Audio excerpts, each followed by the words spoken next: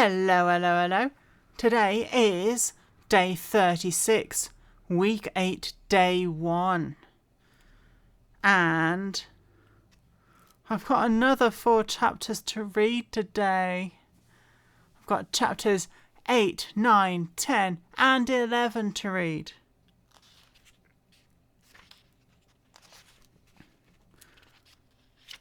Hopefully it won't take me that long.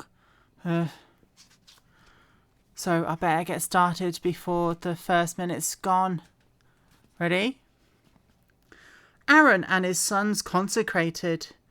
And the Lord spoke to Moses, saying, Take Aaron and his sons with him, and the garments, the anointing oil, a bull as a sin offering, 2 rams, and a basket of unleavened bread, and gather all the congregation together at the door of the tabernacle of meeting. So Moses did as the Lord commanded him, and the congregation was gathered together at the door of the tabernacle of meeting. And Moses said to the congregation, This is what the Lord has commanded to be done. Then Moses brought Aaron and his sons and washed them with water. And he put the tunic on him, girded him with the sash, and clothed him with the robe. And he put the ephod on him, and he girded him with the intricately woven band of the ephod, and with it he tied the ephod on him. Then he put the breastplate on him, and put the Urim and the Thummim in the breastplate. And he put the turban on his head, also the turban on its front. And he put the golden plate, the holy crown, as the Lord had commanded Moses. Also Moses took the anointing oil and anointed the tabernacle and all that was in it, and consecrated them.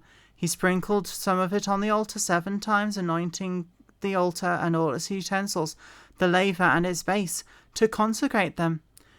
And he poured some of the anointing oil on Aaron's head and anointed him to consecrate him. Then Moses brought Aaron's sons and did the same to them. And he brought the bull for the sin offering. Then Aaron and his sons laid their hands on the head of the bull for the sin offering, and Moses killed it.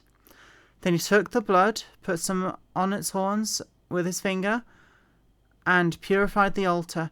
And he poured the blood at the base of the altar and consecrated it, to make atonement for it. Then he took all the fat that was on the entrails and the fatty lobe, attached to the liver and the 2 kidneys and their fat, and then Moses burnt them on the altar. But the bull, its hide, its flesh, and its offal, he burned with fire outside the camp, as the Lord had commanded Moses. Then he took the ram as a burnt offering, and Aaron and his sons laid their hands on the head of the ram, and Moses killed it. Then he sprinkled the blood on the altar, and he cut the ram into pieces. Moses burnt the head, the pieces, and the fat, and he washed the entrails and the legs in the water. And Moses burnt the whole ram on the altar. It was a burnt sacrifice for a sweet aroma, an offering made by fire to the Lord, as the Lord had commanded Moses. And he brought the second ram, the ram of consecration. Then Aaron and his sons laid their hands on the head of the ram, and Moses killed it. And he took some of its blood and put it on the tip of Aaron's right ear, on the thumb of his right hand, and on the big toe of his right foot. Then he brought Aaron's sons, and Moses put some of the blood on the tips of their ears and thumbs and hands and thumbs and feet. And Moses sprinkled the blood all around the altar. And he took the fat and the fat tail, and all the fat that was in the entrails, the fatty lobe attached to the liver, and the 2 kidneys and their fat, and the right thigh, from the basket, and from the basket of unleavened bread that was before the Lord. He took 1 unleavened cake, and a cake of bread anointed with oil, and 1 wafer, and put them on the fat on the right thigh. And he put these in Aaron's hands and his sons' hands, and waved them as a wave offering. So that could be like, I don't know, a wave offering. It sounds like they're just moving their hands around. Then Moses took from them from their hands and burnt them on the altar. the stuff that he put in on the hands, and then he took it off the hands again. He didn't take their hands and burn them. They were a consecration offerings for a sweet aroma. This was an offering made by fire to the Lord. And Moses took the breast and waved it out as a wave offering before the Lord. It was Moses' part of the ram consecration, as the Lord had commanded Moses. Then Moses took some of the anointing oil and some of the blood which was on the altar, and sprinkled it on Aaron, on his garments and his sons, and the garments of his sons with him. And he consecrated Aaron, his garments and sons, and the garments of his sons with him. And Moses said to Aaron and his sons, Boil the flesh at the door of the tabernacle of meeting, and eat it there with the bread that is in the basket of consecration offerings, as I commanded, saying, Aaron and his sons shall eat it. What remains of the flesh and the bread you shall burn with fire, and you shall not go outside the door of the tabernacle of meeting for 7 days, until the days of your consecration are ended. For 7 days he shall consecrate you, as he has done this day, so the Lord has commanded to make atonement for you.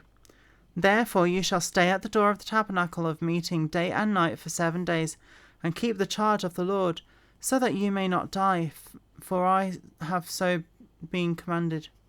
So Aaron and his sons did all the things the Lord had commanded by hand of Moses. 7 days. Are they allowed to eat and drink, go to the toilet? Don't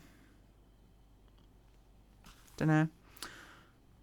Chapter 9. Priestly ministry begins.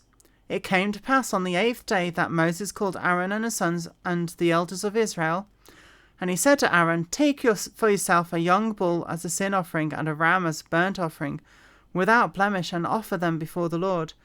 And to the children of Israel you shall speak, saying, Take a kid of the goats as a sin offering, and a calf and a lamb, both of the first year, without blemish, as a burnt offering, also a bull and a ram as peace offerings, to sacrifice before the Lord, and a grain offering mixed with oil, for today the Lord will appear to you.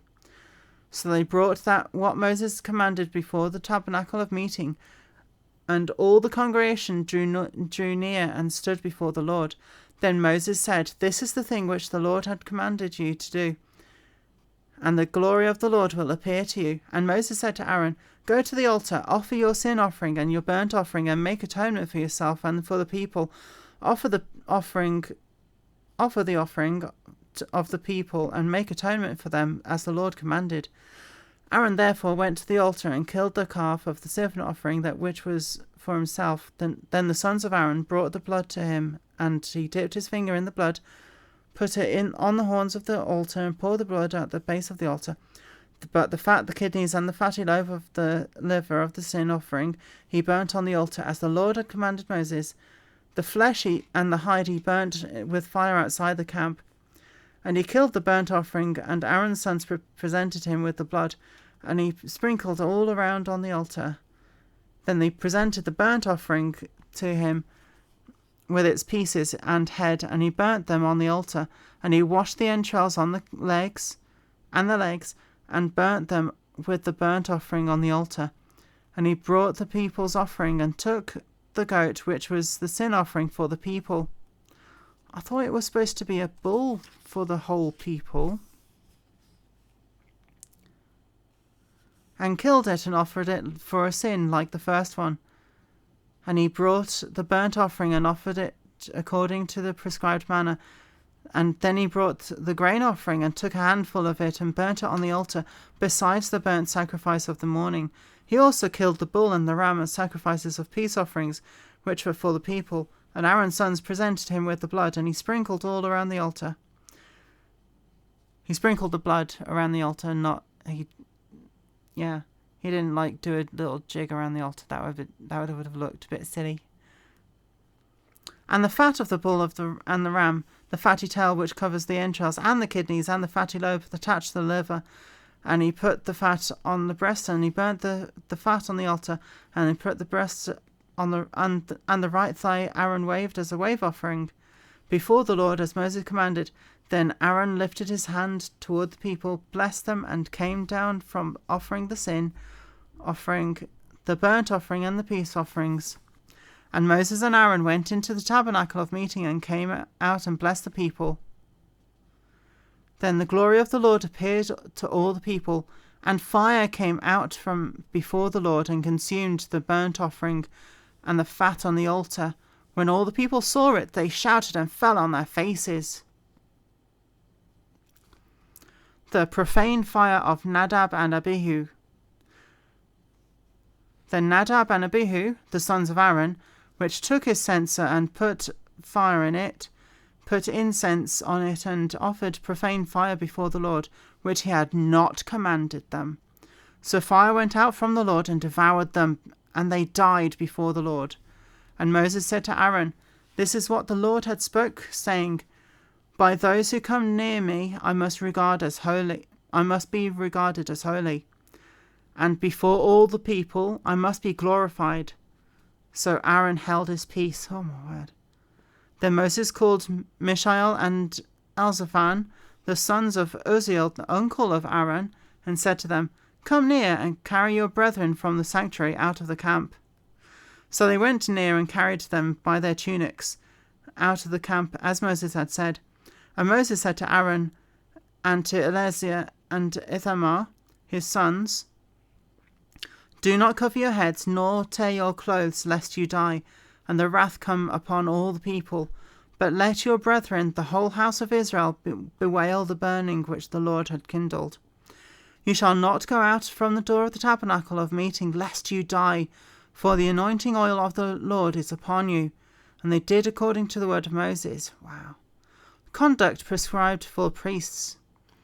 Then the Lord spoke to Aaron, saying, Do not drink wine or intoxicating drink, you nor your sons with you, when you go into the tabernacle of meeting, lest you die. It shall be a statute forever throughout your generations, that you may distinguish between holy and unholy, and between unclean and clean, that you may teach the children of Israel all the statutes which the Lord had spoken to them by the hand of Moses. And Moses spoke to Aaron and to Eleazar and Ithamar, his sons who were left. I thought Eleazar and Ithamar were his uncle's sons. Oh, no, that's the other two. Take the grain offering that remains of the offerings made by fire to the Lord, and eat it without leaven beside the altar, for it is most holy. You shall eat it in a holy place, because it is your due, and your son's due, of the sacrifices made by fire to the Lord. For so I have been commanded. The breast of the wave offering and the thigh of the heave offering you shall eat in a clean place, you, your sons, and your daughters with you, for they are your due and your sons' due, which are given from the sacrifices of peace offerings of the children of Israel. The thigh of the heave offering and the breast of the wave offering they shall bring with offerings of fat made by fire to offer as a wave offering before the Lord, and it shall be yours and your sons with you by a statute forever, as the Lord has commanded. Then Moses made careful inquiry about the goat of the sin offering, and there it was, burnt up.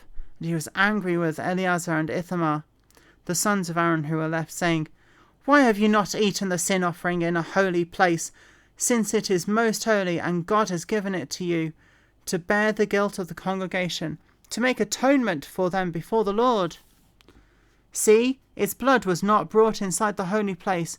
Indeed, you should have eaten it in a holy place, as I have commanded. And Aaron said to Moses, Look, this day they have offered their sin offering and their burnt offering before the Lord, and such things have befallen me. If I had eaten the sin offering today, would it have been accepted in the sight of the Lord? So when Moses heard that, he was content.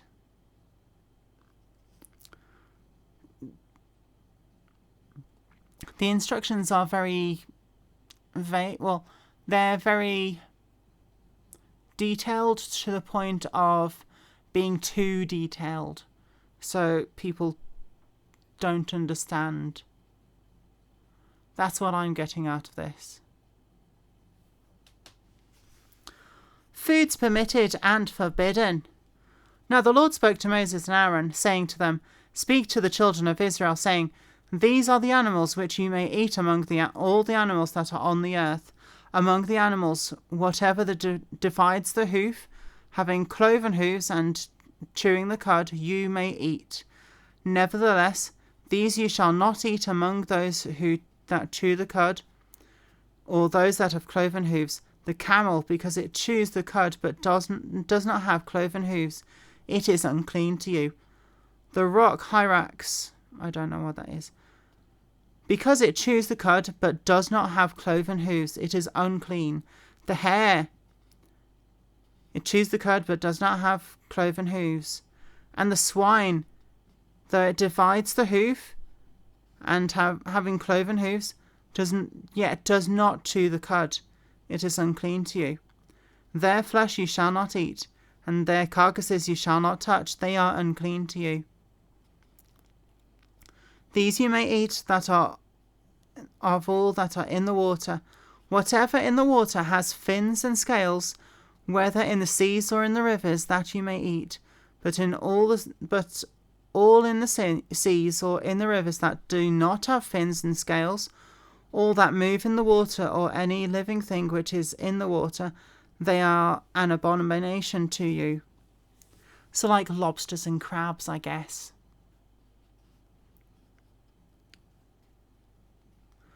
They shall be an abomination to you. You shall not eat their flesh, but you shall regard their carcasses as an abomination. Whatever in the water does not have fins or scales shall be an abomination. Said that 4 times. And these you shall regard as an abomination among the birds. They shall not be eaten. They are an abomination. The eagle, the vulture, the buzzard, the kite, the falcon after its kind, every raven after its kind, the ostrich, the short-eared owl, the seagull, and the hawk after its kind, the little owl, the fisher owl, and the screech owl, the white owl, owls in general basically, the jackdaw, the carrion vulture, the stork, the heron after its kind, the hoopoe, and the bat. All flying insects that creep on all fours shall be an abomination to you. Insects have 6 legs?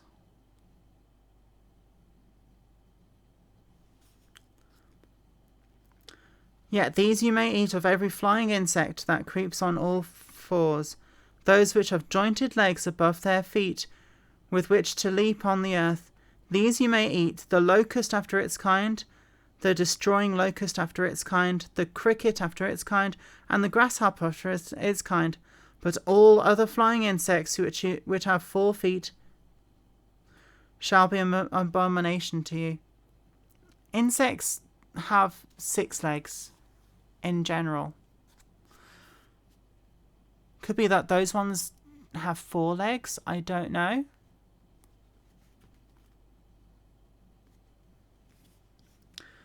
Unclean animals. By these you shall become unclean. Whoever touches the carcass of any of them shall be unclean until evening.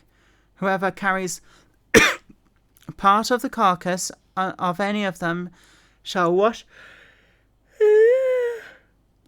his clothes and be unclean until evening. The carcass of any animal that divides the foot, but is not cloven-footed, hooved, and does not chew the cud, is unclean to you. Everyone who touches it shall be unclean. And whatever goes on its paws, among all kinds of animals that go on all fours, those are unclean to you. Whoever touches such a carcass shall be unclean until evening. Whoever carries any such carcass shall wash his clothes and be unclean until evening. It is unclean to you. How many times do they have to say unclean? These also shall be unclean to you, the creeping things that creep along on the earth, the mole, the mouse, and the large lizard after its kind, the gecko, the monitor lizard, the sand reptile, the sand lizard, and the chameleon. These are unclean to you among all that creep. Whoever touches them when they are dead shall be unclean until evening. Anything on which of them falls when they are dead shall be unclean, whether it is any item of wood, or clothing, or skin, or sack. Whatever item it is in which any work is done, it must be put in water, and it shall be unclean until evening, then it shall be clean. Any earthen vessel into which any of them falls, you shall break, and whatever is in it shall be unclean. In such a vessel, any edible food upon which water falls become unclean, and any drink that may be drunk from it becomes unclean, and everything on which a part of any such carcass falls shall be unclean. Whether it is an oven or a cooking stove, it shall be broken down, for they are unclean, and shall be unclean to you. Nevertheless, a spring or cistern in which there is plenty of water shall be clean. But whatever touches any such carcass becomes unclean.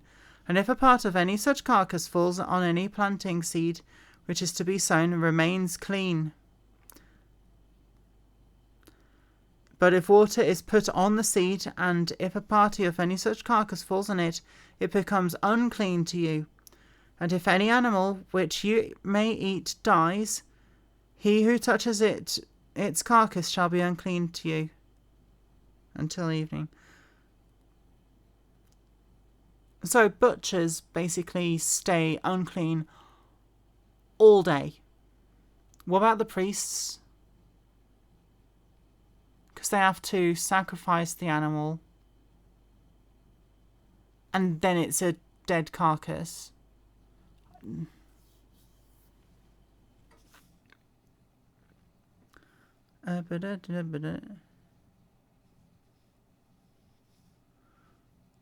He who eats of its carcass shall wash his clothes and be unclean until evening. So everyone's going to be unclean because when they eat meat, then.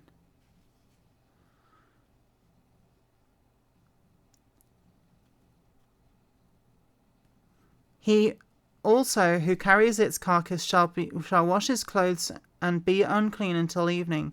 And every creeping thing that creeps on the earth shall be an abomination. It shall not be eaten.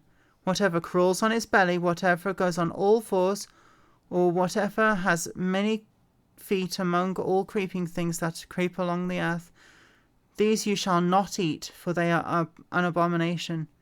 You shall not make yourselves abominable with any creeping thing that creeps, nor shall you make yourselves unclean with them, lest you be defiled by them. For I am the Lord your God. You shall therefore consecrate yourselves, and you shall be holy, for I am holy. Neither shall you defile yourselves with any creeping thing that creeps on the earth. For I am the Lord, who brings you up out of the land of Egypt, to be your God. You shall therefore be holy, for I am holy. This is the law of the animals and of the birds, and every living creature that moves on in the waters, and every creature that creeps on the earth, to distinguish between the unclean and the clean, between the animal that may be eaten, and the animal that may not be eaten.